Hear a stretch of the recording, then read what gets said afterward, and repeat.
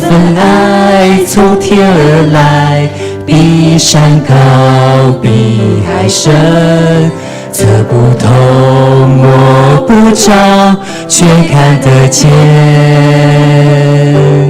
因为有你，因为有我，甘心给，用心爱，把心中这一份爱活出来。耶稣的爱激励我，敞开我的生命，让自己成为别人祝福。耶稣的爱点燃我心中熊熊爱火，我们一起向世界活出爱。耶稣的爱激励我，敞开我的生命，让自己成为别人祝福。耶稣的爱点燃我心中熊熊爱火，我们一起向世界活出爱。新歌好喜欢与你在一起。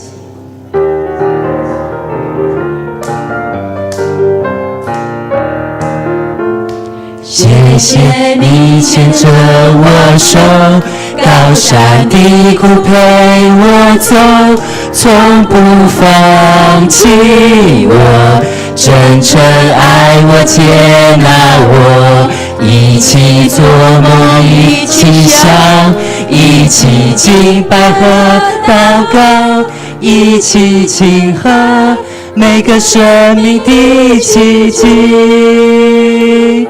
好喜欢与你在一起，分享生活，分享爱，没有批判和论断，心完全敞开。好喜欢与你在一起，像耶稣一样的爱，你我不孤单，这里有爱。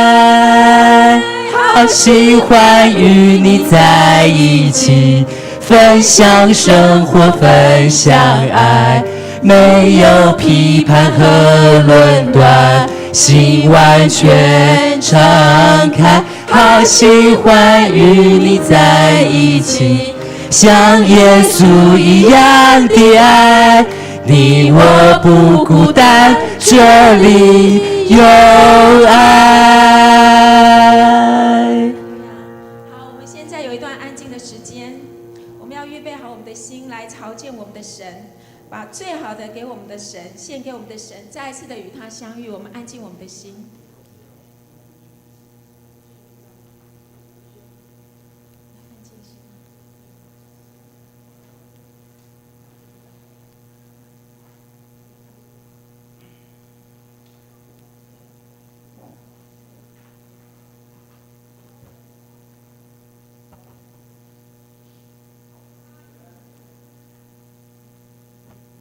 宣召，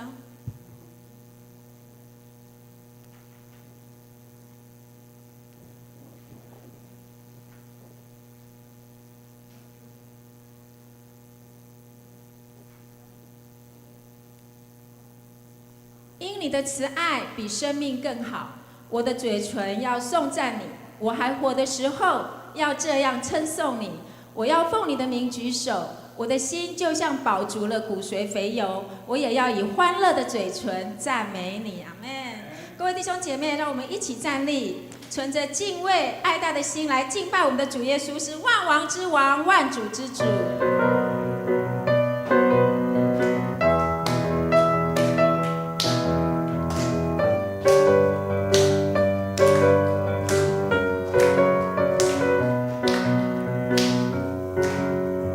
我们敬拜你，和平之君，我们传颂你，明亮的晨星。我们等候你再来的王，我们仰望你公义的太阳。耶稣，耶稣，永生神的儿子。耶稣，耶稣，我的救赎主。耶稣，耶稣，世界的光。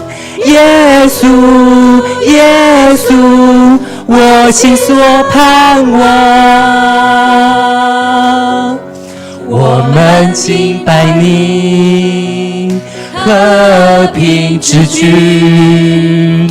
我们称颂你，明亮的晨星。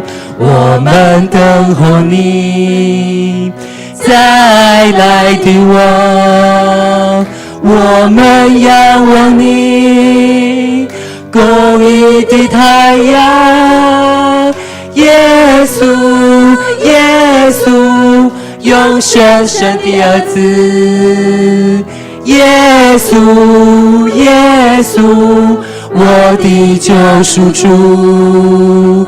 耶稣，耶稣，世界的光。耶稣，耶稣，我心所盼望。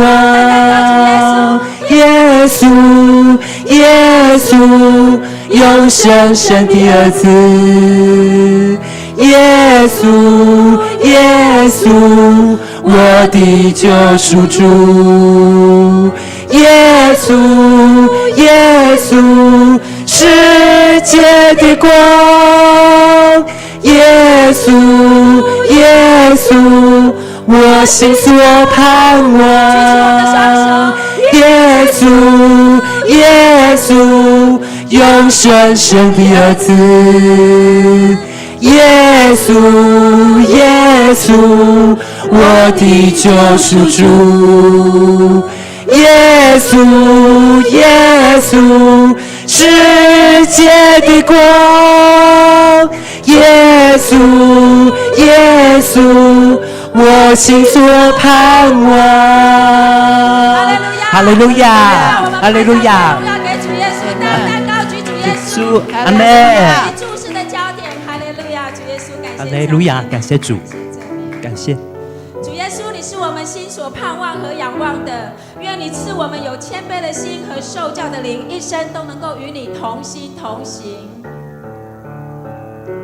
求你给我一颗谦卑的心，给我一个受教的灵，好让我能走在你的旨意里，如同耶稣的生命。求你给我一颗谦卑的心，给我一个受教的灵，好让我能走在你的旨意里，如同耶稣的生命。帮助我更多的祷告，帮助我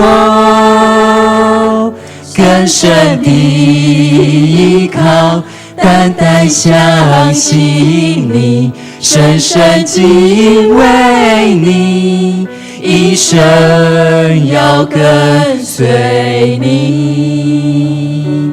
求你给我一颗谦卑的心，给我一个受教的灵，好让我能走在你的旨意里，如同耶稣的生命。求你给我一颗谦卑的心，给我一个受教的灵，好让我能走在你的旨意里，如同耶稣的生命，帮助我更多的祷告，帮助我更深的依靠，单单相信你，深深敬畏你，一生要跟随你。帮助我更多的祷告，帮助我更深的依靠，单单相信你，深深敬畏你，一生要跟随你。帮助我更多的祷告，帮助我更深的依靠，单单相信你，深深敬畏你，一生要跟随你，单单相信你，深深敬畏你，一生要跟随你。哈利路亚，亲爱的主圣灵，愿你赐下同心合一的灵在我们中间，带领我们一同经历越服侍越甘甜越喜乐。阿们。静静地思想这一生走过的路，心中充满了无尽的感谢。多少次奇妙的恩典临到平凡不配的我，一幕一幕浮现在眼前。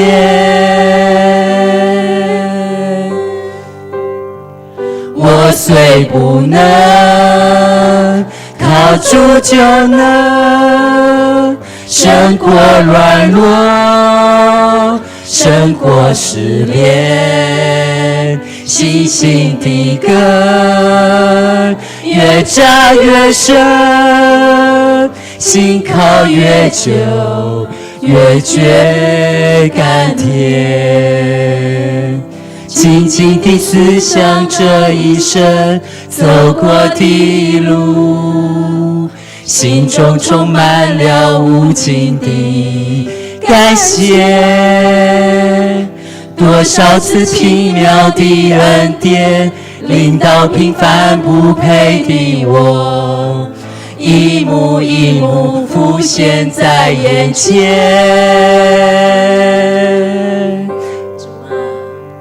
我虽不能靠主就能胜过软弱，胜过失恋，信心的根越扎越深，心靠越久越觉甘甜。我虽不能靠主就能胜过软弱，胜过失恋，信心的根越扎越深，心靠越久越觉甘甜。在信心里宣告，我虽不能靠主就能胜过软弱，胜过失恋，信心的根越扎越深，心靠越久，越觉甘甜。信心的根越扎越深，心靠越久，越觉甘甜。闭上眼睛来祷告。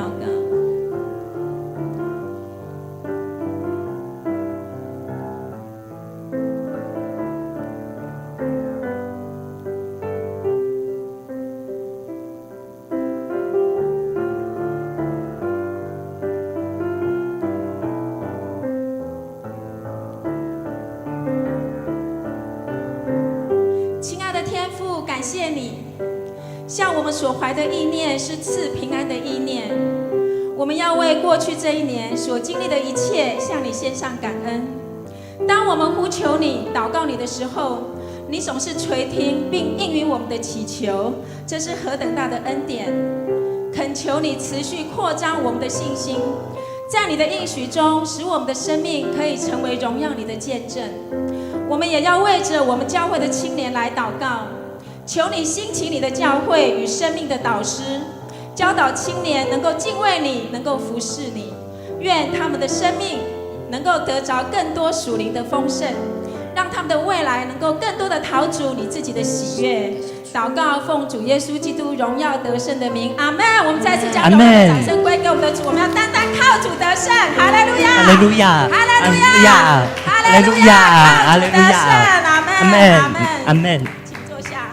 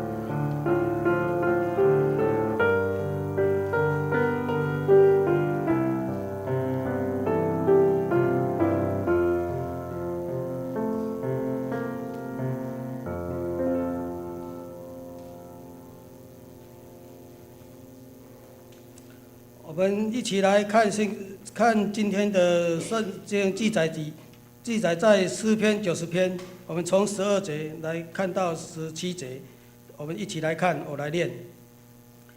12节，求你指教我们怎样数算自己的日子，好叫我们得着智慧的心。耶和华，我们要等到几时呢？求你转回，为你的奴仆后悔。14节，求你使我们早早饱得你的慈爱，好叫我们一生一世欢呼喜悦。求你照着你使我们受苦的日子和我们遭难的年岁，叫我们喜乐。第16节，愿你的作为向你仆人显现，愿你的荣耀向他们子孙显明。愿主我们神的荣美归于我们身上，愿你坚立我们所做的工，我们所做的工，愿你坚立。以上。今天陈牧师所要分享的信息是生命的祈祷，生命的祈祷。我们将时间交给陈牧师。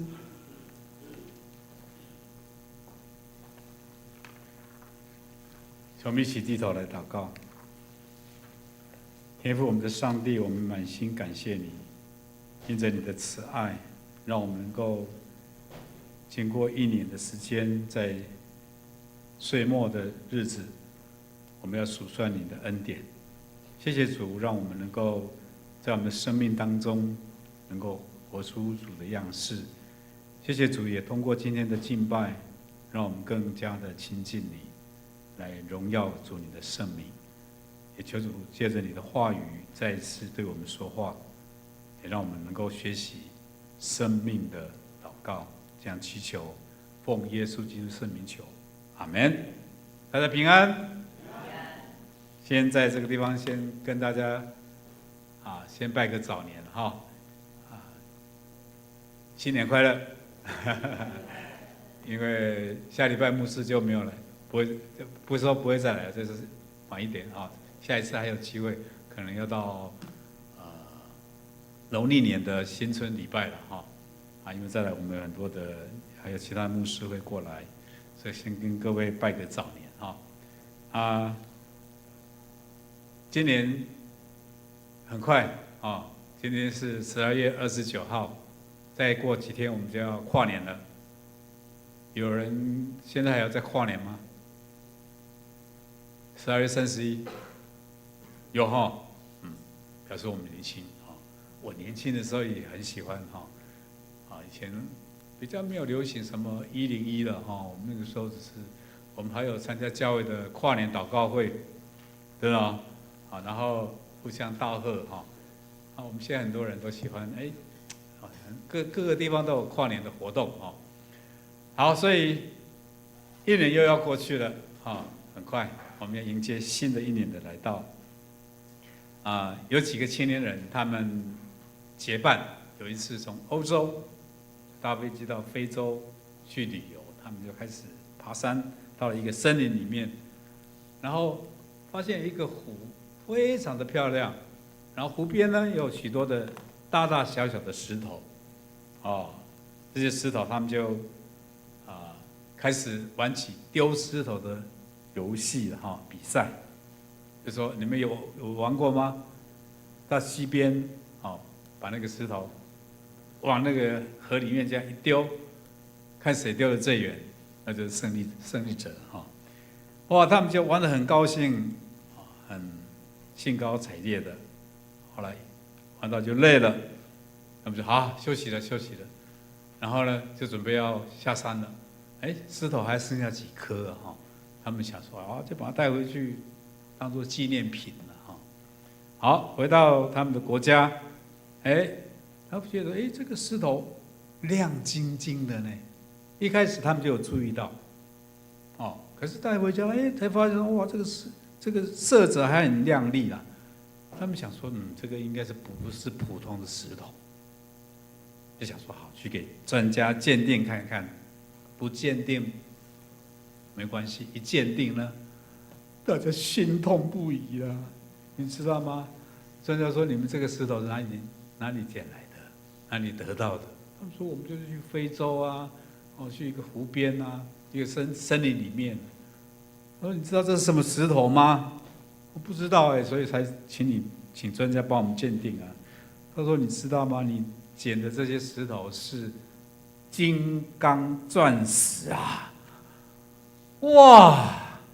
大家这样大叫一声他们心疼的不是说这个剩下的这个石头，他们心疼的是他们丢到湖里面那些很多的石头各位，今天是我们2024年最后一个主日，1年又要过去了。我们回顾过去的1年，也要展望未来新的1年。还记得我们小学的时候现在没有写日记有我们以前都要写日记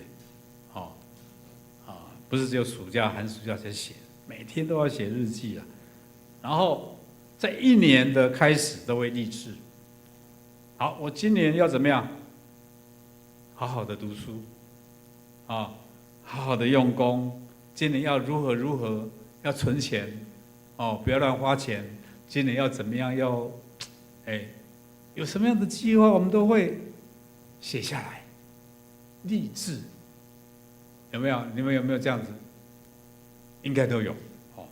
可是呢，到了年底呢，这些立志有没有达到？我们都开始失望、后悔，因为太多的心愿、太多的志愿，我们都没办法做到，所以又感慨，又浪费了1年了。可是各位，你我所丢的不是那些金刚钻石，而是比那些金刚钻石更宝贵的时间了。我们来看看摩西他的祷告是什么？他的祷告是非常的伟大，我们一起来念好不好？12节，求你指教我们怎样数算自己的日子，好叫我们得着智慧的心呐。好，我们从这一节经文，我们看到2件事情，一个叫时间，日子就是时间了；第二个就是智慧的心。时间跟智慧，什么叫时间？什么叫智慧？这2个是有关联的哦。也就是说，一个有智慧的人，他会在有限的时间，用他的道德，用他的品格，用他的能力来建立他的生命。可是一个愚昧的人呢，他会在时间里面用邪恶、用愚笨来浪费他的生命。你怎样数算自己的日子？好，讲到数算，以前你们有学过珠算吗？有哈，算盘，对不对？好，我知道很多人哈，那个上段的有没有？哦，不是只有起啊，还有段的，那个都要比赛，要鉴定，检定的，所以很多以前在银行的人啊，他们都很会打算盘，甚至是心算啊。好，这些都我们现在都用计算机的了，对不对？很少人用算盘，那是已经变成古董了。可是这些这样，就是要数算，你要算。好，我们在数学里面有几个算法，4种，一个叫加法，一个呢减法、乘法、除法。好，一样的，我们也可以这样来数算自己的日子。第一种叫加法，感谢主，我又多活了1年了，我又增加1岁了。好，我们冬至有没有吃汤圆？有没有？吃了哦，吃几颗？很多颗哦，那你又年长了好多岁了。开玩笑了哈，说要吃汤圆才会多1岁了哈。好，对年轻人来讲，对小朋友来讲，他们喜欢过年，或是吃汤圆，又多了1岁，很高兴。可是对年长的人呢，又老1岁了，是不是？好，你们看牧师今年几岁？看得出来吗？好，知道的不要讲，不知道才讲。我快70了哈，今年69，满69，明年就70。如果用虚岁来讲，我过个年就70岁了哈。黄章还比我年轻嘛，年长都比我年轻，对不对？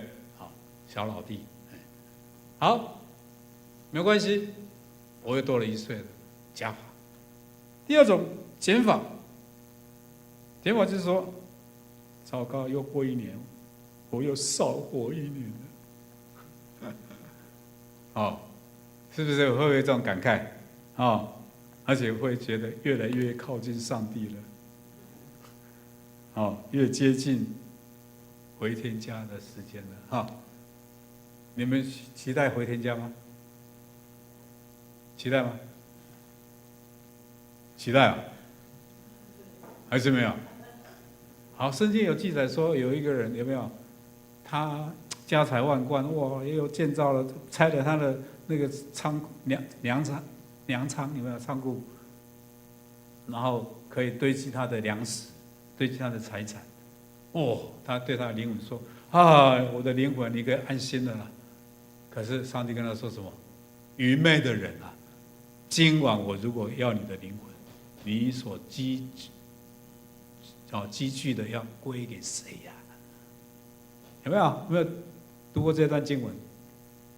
如果今天晚上神要我们回家，回天家，你会怎么说？神啊，再等一下啦！哦，这个世界虽然不是那么好过，不过也不会那么快啦。我常常问很多年轻人，他们都这样回答。哦，是啦，我们想早接近主，早点回去好，总有一天会回家，可是不要那么快，不要那么早。好，没关系。好，我们就像当兵的人一样，我们在倒数馒头。哦，是不是？入伍第一天就开始算说，哦，我还有多少馒头要吃，多少日子我才会退伍。我常常跟年长的弟兄姐妹说，你不要想说我还可以活几年了，哦，所以这个都是减法的算法啊，我又少活了1年，不要这样想。你要想说啊，当我醒过来的时候，看到太阳，我还能够呼吸，我还能够活动，我还能够唱歌，我还能够做我喜欢的事情。感谢主，我又多活了1天，新的一天的开始，用感恩的心，你就不会觉得啊，我好像又少活了1天，少活了1年。好，这是减法。第3种叫乘法，乘法就是倍数嘛，1乘以2等于多少？2吧，2乘以2呢？4，这是加倍。虽然我们的年岁有限，在所剩下这么简短的时间呢，我可能，譬如说，我们常常会跟人家讲说啊，你个活不怕久啊，没这久啊，是不是这样？像我快70了，我还能够再活70年吗？不可能啦，变成老妖精了哦，是不是？所以，我可能再多活个10年。或是20年了，哦，就很老了呢。我现在有3个孙子孙女了哈，3孙了。我常常跟着我师母说，我们不晓得哪一天才可以当阿祖哦。他说，等你孙女赶快嫁啊，赶快生啊，生曾孙女、曾孙啊，我们才能够当阿祖，是不是？黄月姐，你当阿嬷了嘛，对不对？所以你妈妈当阿祖，是不是？好羡慕哦，好。可是可以想到你80岁什么样子吗？90岁什么样子吗？甚至有人到100岁就人瑞了呢。好，再怎么样也是几十年吧，数十年。可是乘法意思说，在我有限简短的时间里面，我怎么把握这些生命？这些时间，做比别人加倍的工作，做更有意义的事情。有些人一天有几个小时，24，对不对？我把它当成48小时，拼命3郎。因为我很多事情还没做完，别人做1份，我做2份。当然，也不要太劳累了不要累出病来。很多年轻人都不眠不休的。也不是这样子，就是说你要做有意义的事情，那就是乘法，就是加倍的意思。再来，第4个叫除法，除法有被除数跟什么？除数，被除数在上面还是下面？看一下你们数学，上面吧，下面是什么？一横的下面，除数，对不对？9除以3等于多少？3，被除数除以除数，那个除数就是我啦，你自己，除数的除法意思说，求主帮助，通过我这个人，能用有限的生命，让别人得到更多的帮助。我们常常说，基督徒要容神怎么样？义人，知道吗？我们存在不是只为了自己我们要让别人也得到什么帮助，多美好啊！人跟人之间就是要互相帮助啊。所以你常常祷告吗？各位，什么叫祷告？好，这个是很好问题。什么叫祷告？祈祷。佛教徒有没有在祈祷？有没有？他们去庙里是不是在祈祷？是啊。以前犹太人他们祷告也是用香也是有馨香之祭，有没有？然后通过那个香的烟，就把我们的心意传上去，给上天，好，那叫上天。我们说上帝，我们的神，他们所认识的神，所以一样，不论什么样的宗教都有祈祷，都有祷告。那祷告是什么？你有每天都祷告吗？你什么时候祷告呢？我们知道祷告好像我们简单说就是跟神说话啦，是不是？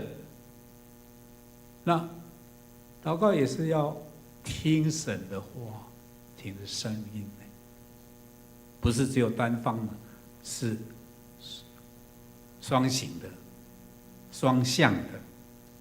好，今天很多基督徒我们会跟上帝祷告说：“主啊，让我吃饱喝足。”有没有？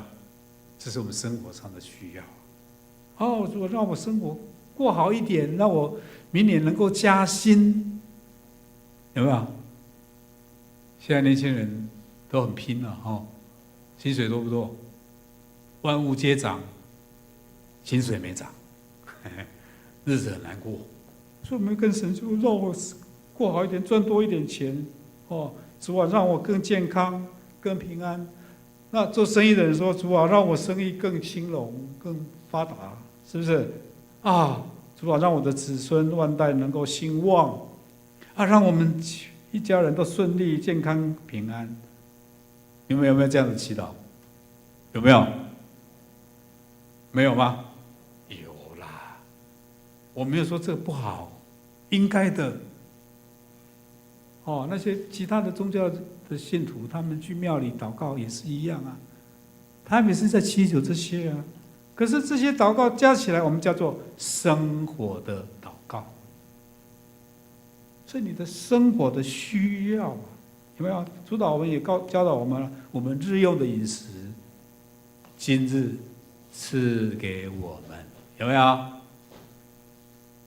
耶稣他不是过着不食人间烟火的日子呢，他跟我们都一样他也是有属肉体的，他有身体的需要，他会饥饿啊，要不然怎么会把石头有没有变成饼？还有5饼2鱼，有没有？哇，给5000人吃饱。耶稣有这样的能力因为他知道人的需要。可是这个叫生活的祷告，但是另外一种的祷告叫生命的祷告，是不一样的。生活祷告是我们为我们今生这几十年、数十年的生活来祷告，可是生命的祷告呢，是为永生的神、他的旨意、他的国度来祷告。你看，耶稣他曾经讲教导我们说：你们要先求他的国和他的什么义，公义的义，这些东西都要加给你们。所以不是说我们不需要为生活祷告，而是要有一个优先的顺序啦，你知道吗 ？priority， 你要把顺序先弄好，先求他的国和他的义。我们看诗篇90篇。这边总共有几篇？150篇，大部分都是大卫写的诗，还有很多的其他的诗人他们写的诗。可是只有这一篇是摩西唯一的一篇放在诗篇里面，而且我们看到他圣经里面叫摩西的祈祷。它是一个伟大的生命的祷告，没有一样是为生活来祷告。好，所以我们一起来思想，这首诗有7样伟大的祷告。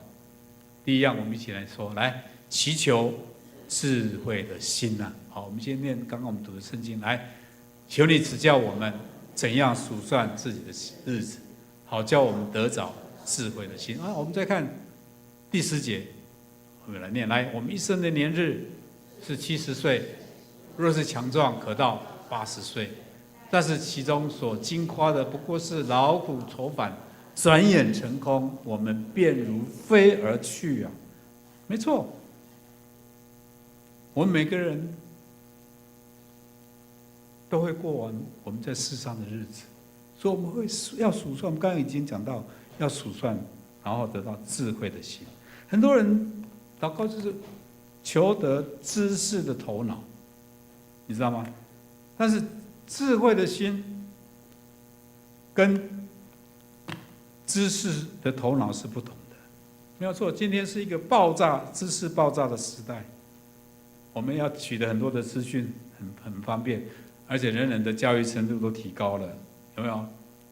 现在很多的大学生啊，现在有没有那些不捌字的文盲？有没有？几乎没有。哦，以前要受教育不容易耶。现在呢，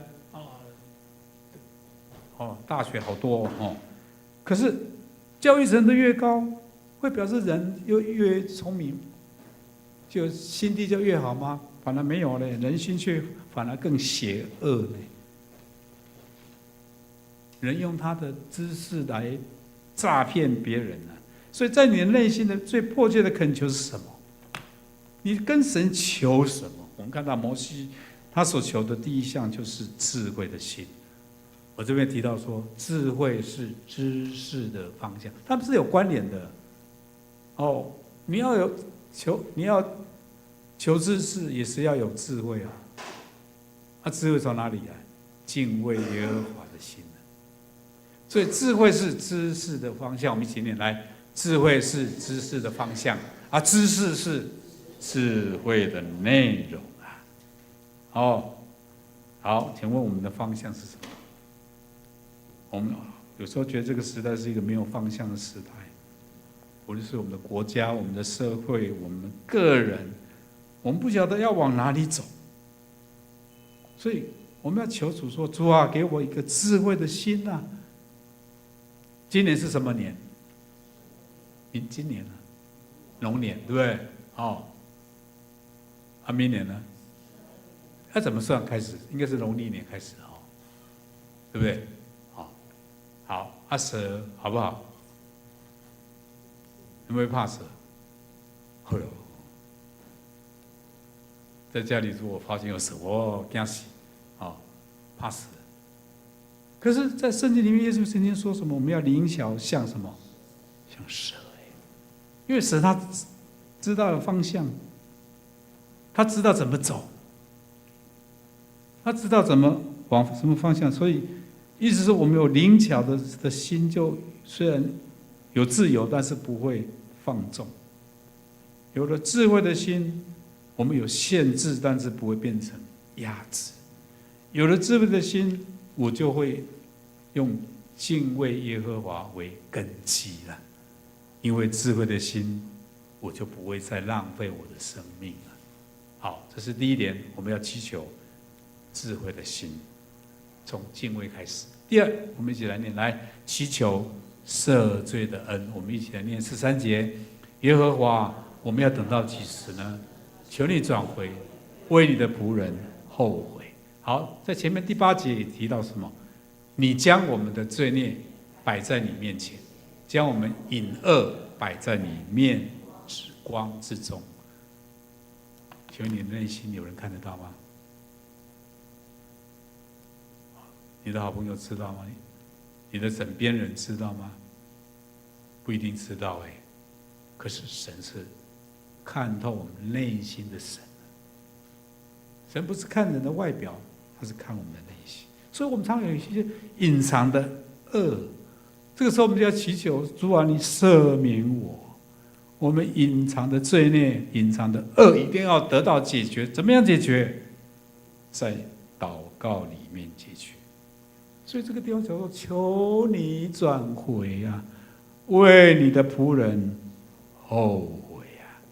哦，这个就相当于我们新约里面说的悔改 ，return。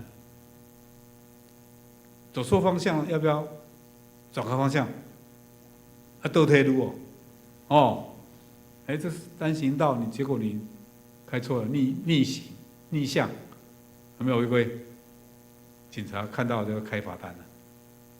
你叫 return， 一样的，我们做错的事情就要怎么样？要认罪，要悔改呀。曾经有2个姐弟在玩，在家里玩，不小心弟弟把一个家里的花瓶打破了，在玩的时候把它不小心弄破掉了，弟弟好害怕。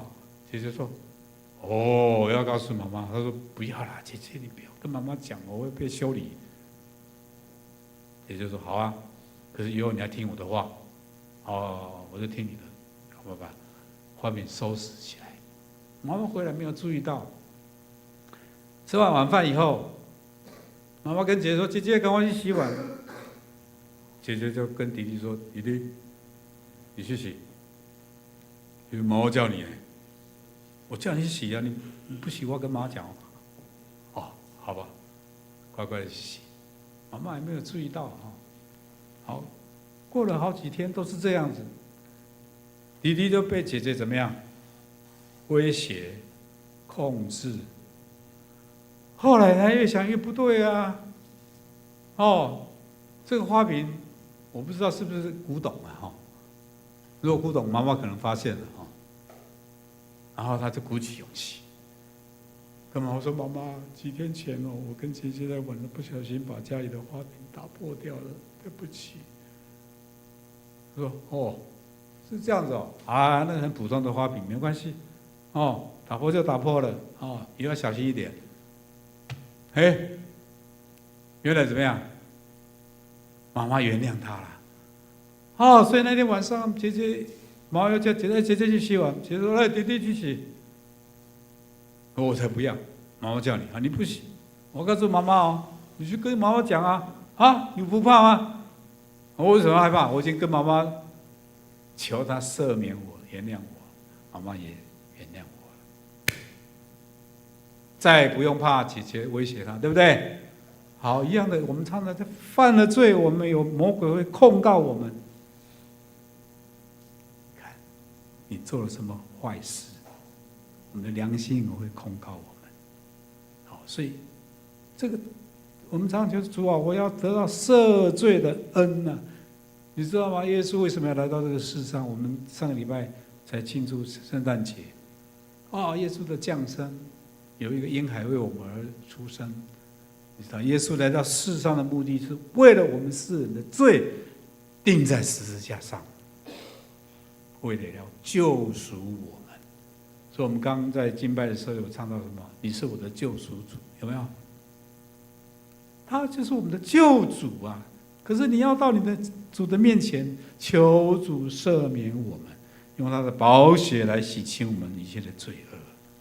所以今天，无论你的罪何等的重，无论你的良心控告你何等的厉害，无论你过去的记录是何等的黑暗，今天我要奉主的名对你说，神要赦免你的罪，耶稣要用他的宝血洗净你的不义，他复活的大能要拯救你脱离罪恶的权势。请问你肯不肯有这样的祷告？我们要祈求赦罪的恩。好，第三，我们要祈求一世人的爱。应该说一生这个是比较台语的写法一世人一生的爱。摩西第三件事情就是祈求有主的慈爱，所以他说什么？来14节我们一起念：求你使我们早早保得你的慈爱，好叫我们一生一世欢呼喜乐。早早的意思是什么？我们提供不是说早一点起来，而是说年轻的时候早一点信主了。有些人会认为说，我干嘛那么早信主？有没有？你看那个耶稣被钉十字架旁边还是不是2个强盗？有有没有？其中一个说什么？主啊，今天如果你在乐园，求你纪念我。另外一个跟他说：你如果是神的儿子，你可以自己下来啊。耶稣跟那个另外一个强盗，求你纪念我。那个说好，今日你要与我同在乐园。那很多人说啊，你看这个人即将死了，要临终了，才来信主。我要等到我年老，我快死了才来信主就好了，才来受洗啊，有没有？有人会引用这样的例子，不是啊。摩西说：“求你早早，保得你的慈爱，让我们早早保得你的慈爱，好叫我们一生一世都欢呼喜乐啊！”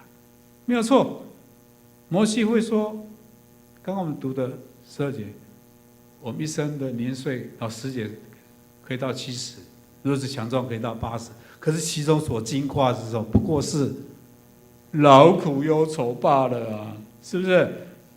可是我们要知道，虽然摩西说不过是劳苦忧愁，但是在主里面就不是喽，不是劳苦忧愁，在世界是空虚，可是在主的里面是充实的。在世界里面是劳苦，但是在主里是喜乐的；在世界是忧愁，但在主里呢是欢喜的；在世界是失望，可是在主里面呢，我们有盼望。阿们。第4，我们要祈求得胜的喜乐。我们来念第15节好不好？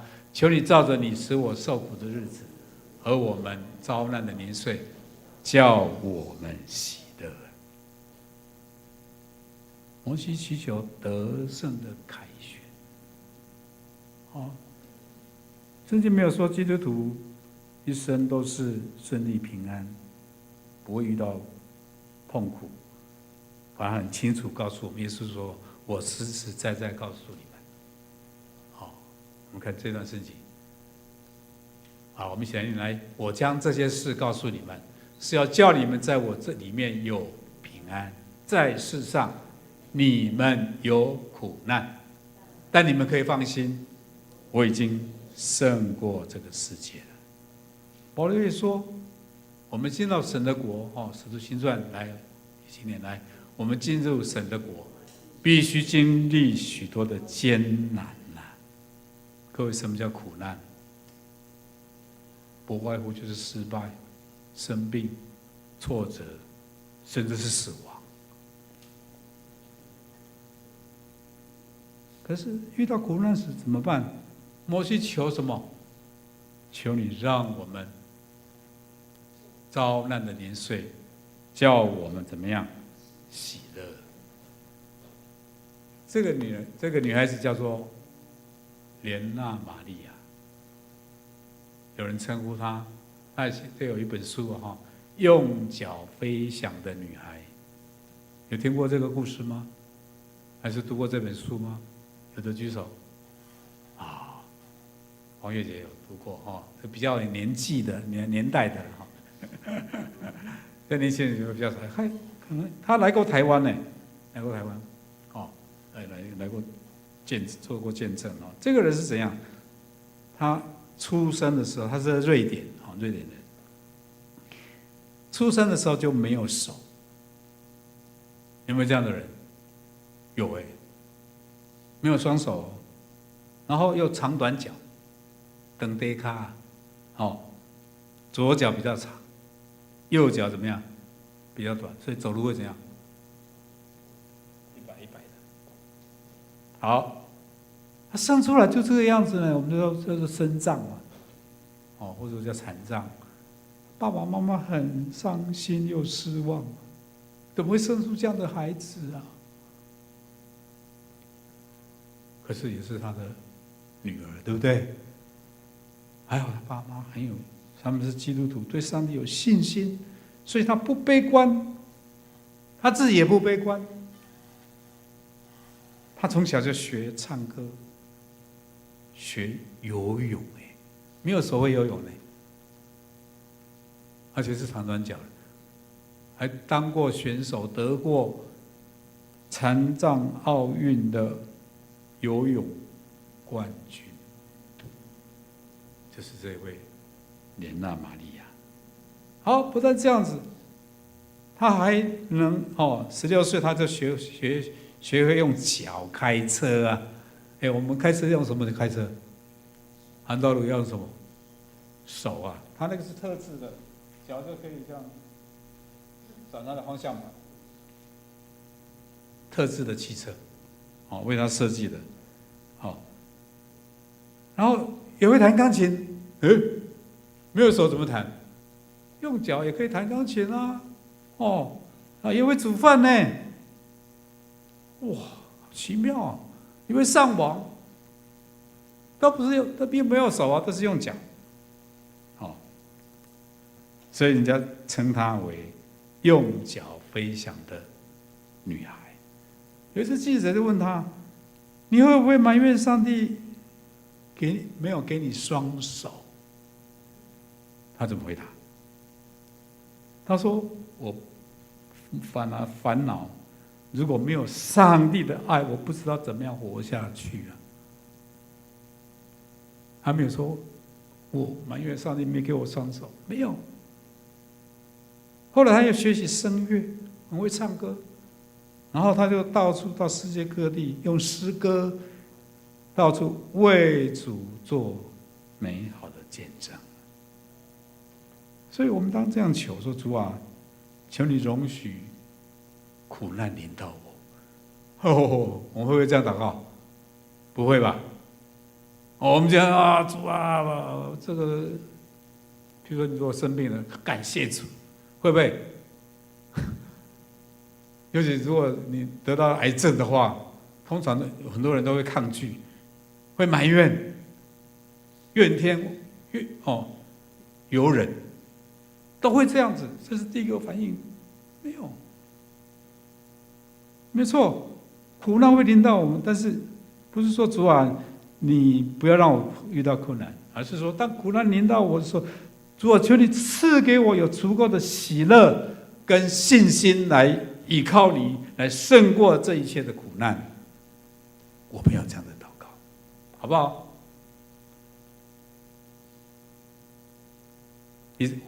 我们来祈求敬虔的后代。我们一起念16节，来，愿你的荣耀向你的子孙显明。然后有智慧的心，有赦罪的恩，有一辈一生有上帝的爱，有得胜的喜乐。可是培养出不好的后代怎么办呢？会不会？我们常常会一代不如一代呢？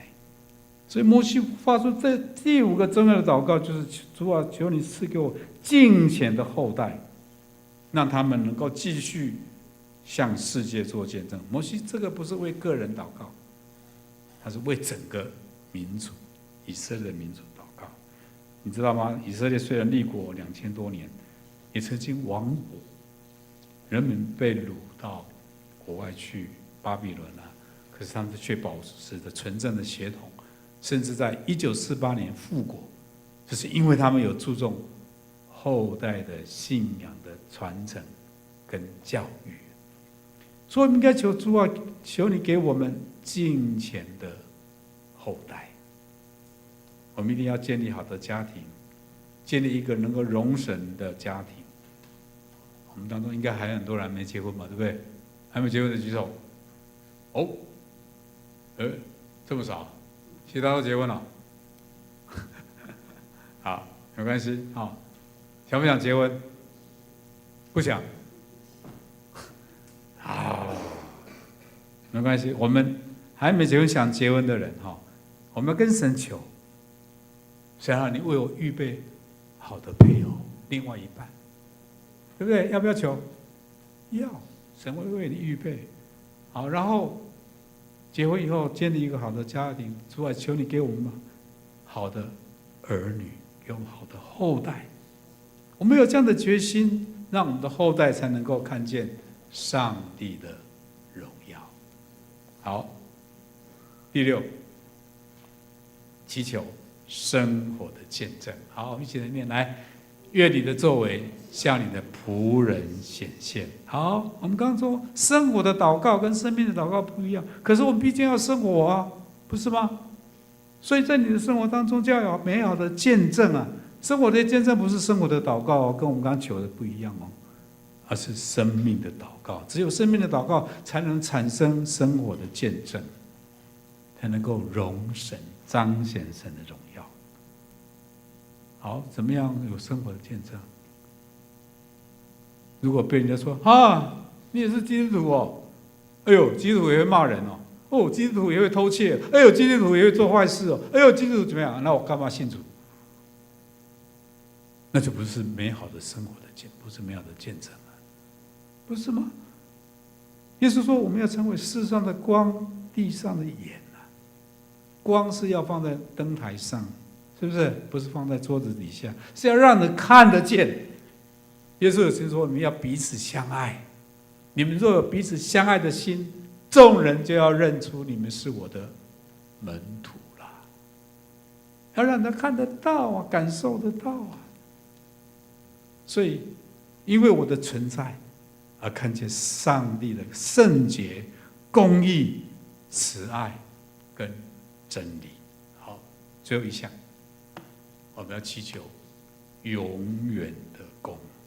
我们一起来念17节，来，愿主我们的神的荣美归于我们身上，愿你坚立我们手所做的功，我们手所做的功，愿你坚立。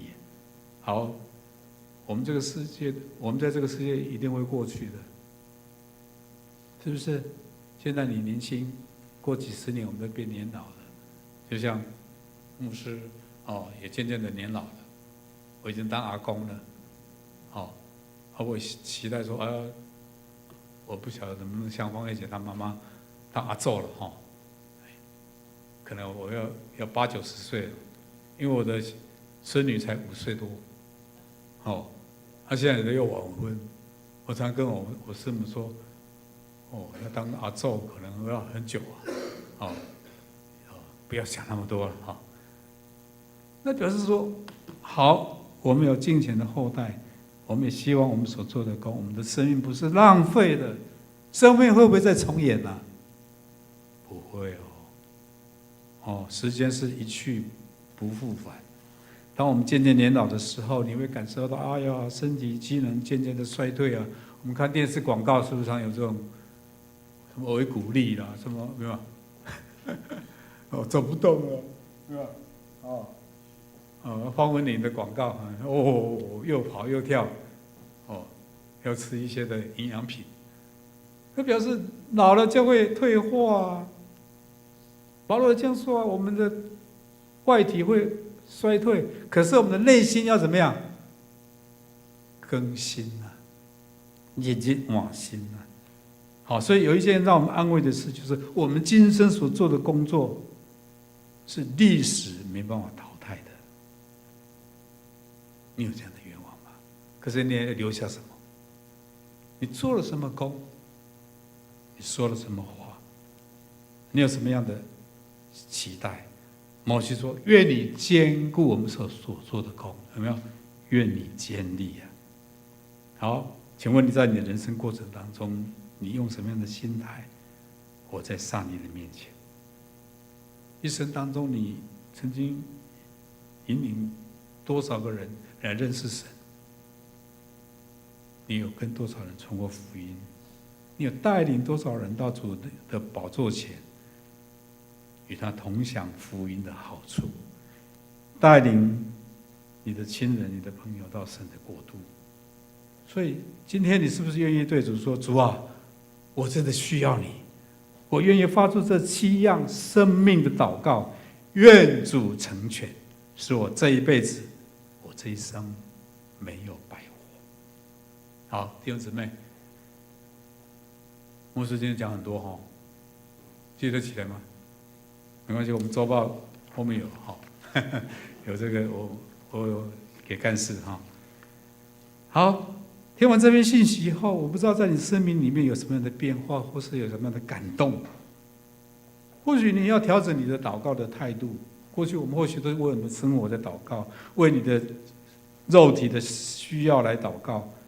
可是你现在听完摩西生命的祷告，你是不是也愿意有这样的祷告？牧师有写一段的经文，我们一起来做这样的祷告好不好？生命的祷告，我们一起同声祈念，来，请，亲爱的主，我们感谢你，你是鉴察我们内心的主，我们欢喜来到你的面前。你所喜爱的是一颗忧伤痛悔的心，因为忧伤痛悔的心，你必不轻看。主，愿我们都能成为你圣洁的百姓，使我们没有瑕疵。主啊，在过去的年日，我们做过许多的恶在你的面前，但是我们若认罪悔改，你乐意抹去我们一切的过失。主啊，我们也要学习摩西一样来祈求，来说出生命的祈祷。主啊，愿我们真正能祈求有智慧的心，也祈求有赦罪的恩典。我们也盼望能早早保得主你的慈爱。主啊，我们更要恳求，虽然在患难中，但是我们有信心来依靠你，可得胜有余。主啊，我们要特别为我们的祖师们来祷告，盼望他们在信仰上能坚固，认识你，来过敬虔的生活。主啊，求你也提醒我们，知道我们有脾气、有个性，很难改变。求你的圣灵充满我们，使我们有更新的能力，在生活上为主做美好的见证，使人透过我们的好行为能来认识你。主啊，也愿你坚固我们手所做的工，直到主召我们返回天家时，使你赞美说良善又忠心的仆人，可以进来享受你主人的快乐。求你如此来成就你自己的旨意，我们所发出的祈祷都能合乎上帝你的心意。同心祷告，都是奉主耶稣基督的圣名，阿们。好，这个祷告文就在我们的周报，我们不要把它丢掉，好不好？给大家做参考，我们随时都可以拿出来祷告。感谢神。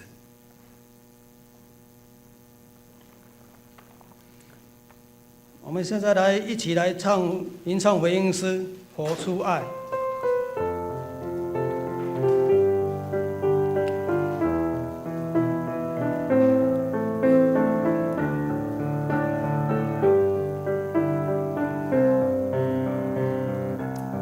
有一份爱从天而来，比山高，比海深，测不透，摸不着，却看得见。因为有你，因为有我，甘心给，用心爱，把心中这一份爱活出来。耶稣的爱激励我，敞开我的生命，让自己成为别人祝福。耶稣的爱点燃我心中熊熊爱火，我们一起向世界活出爱。有一份爱从天而来，比山高，比海深，测不透，摸不着，却看得见。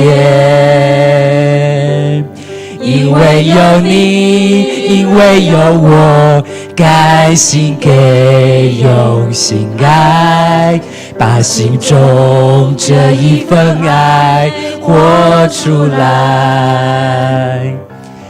耶稣的爱激励我，敞开我的生命，让自己成为别人祝福。耶稣的爱点燃我心中熊熊爱火，我们一起向世界活出爱。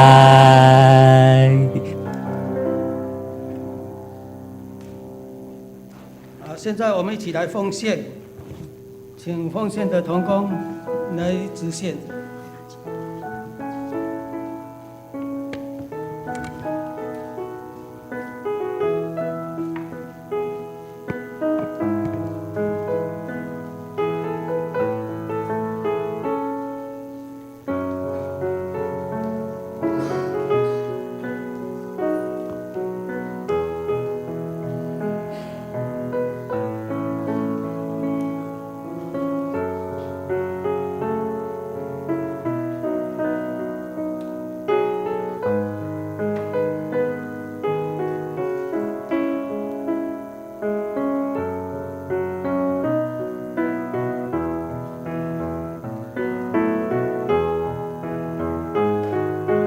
我们一起起立来唱奉献首歌。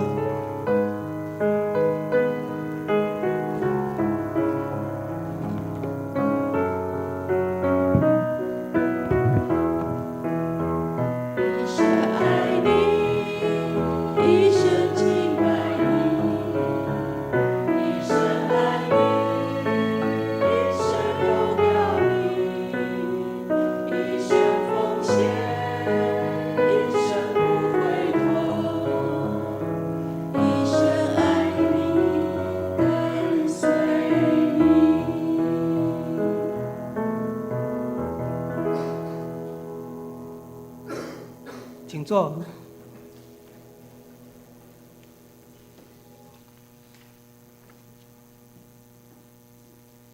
我们今天有一位新来的朋友哈，叫做廖科奇，先离开了啊，他已经先离开了，我们后续我们再以他来联络好了。那还有没有新来的没有介绍到？没有了，好的。那我们打开周报，我们来看我们周报里面的消息报告。第一点，敬请各单位来提交2024年施工报告及结算，2025年的施工计划与预算，尚未交的同工，请务必以本周来交件，以立小会来审查2025施工预算及会员合会的手册来编制作业来进行。第二，1月12号我们是联合礼拜哈，是9点举行各团契的首长来就任，圣歌队有兵美满执事，主日学有蔡淑华执事，少年团契有廖金龙兄弟，青年团契是会长是陈冠宇弟兄，然后同心团契是李芳月姐妹，中年团契是李文良弟兄。很恭喜你们，也欢迎你们1月12号一定要到教会来就任。第三，1月12号礼拜日下午1点来召开定期的长执会，长执同工请预备心来出席。第四，年度查账，1月12号主日礼拜后，本会检账人委员与财务同工将检查各单位2024年的会计账与现金存款，敬请相关人员准备账册，存折受检。各单位请款事宜，请汇集各项凭证向出纳来请款，以利年度的结账工作进行。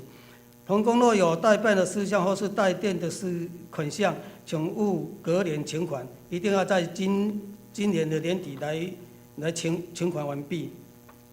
还有利息的入账哈，我们12月31日之前的余额回存，中会的规定哈，要补登的存折，敬请配合来办理。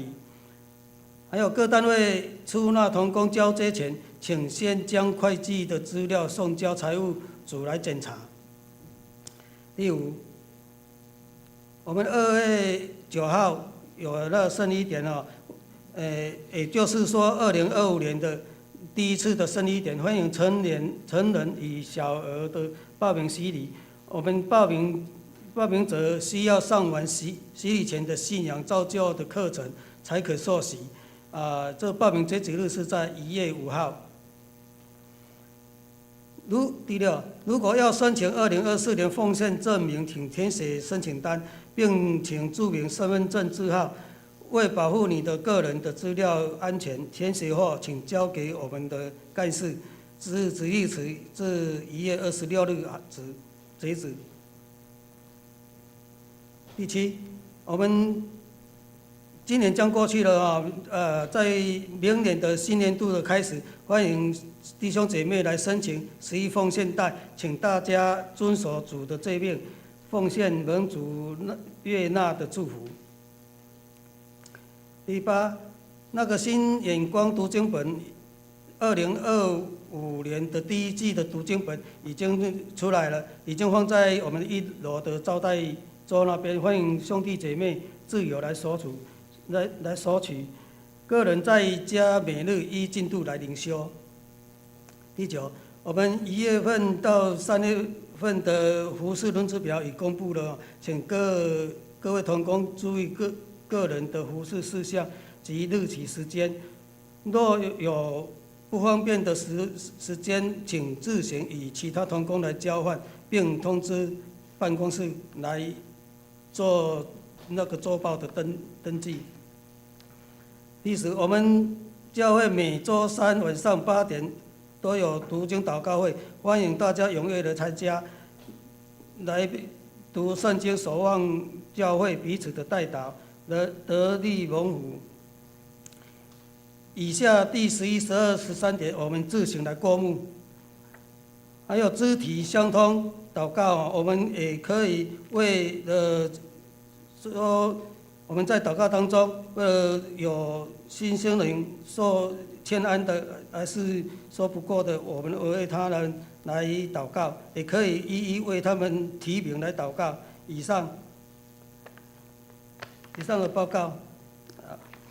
那我们现在来唱善会诗，你是我的平安，你是我的平安。吟唱完，我们请陈牧师来为我们祷告。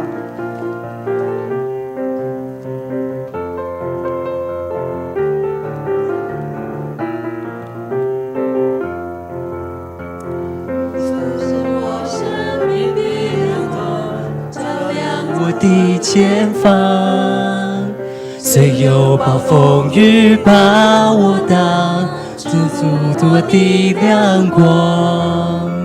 它是我生命重新的力，使我抬头仰望。它是我足以在翅上腾，飞跃在高岗上。站立来领受上帝给我们的赐福。愿主耶稣基督的恩典、天父上帝的慈爱，以及圣灵的感动，引领我们前面的道路，在新的一年都能够每天与主同行，也让我们能够发出生命的祷告。我们将祈求奉主耶稣名求，阿们。好，请坐。默祷闭会。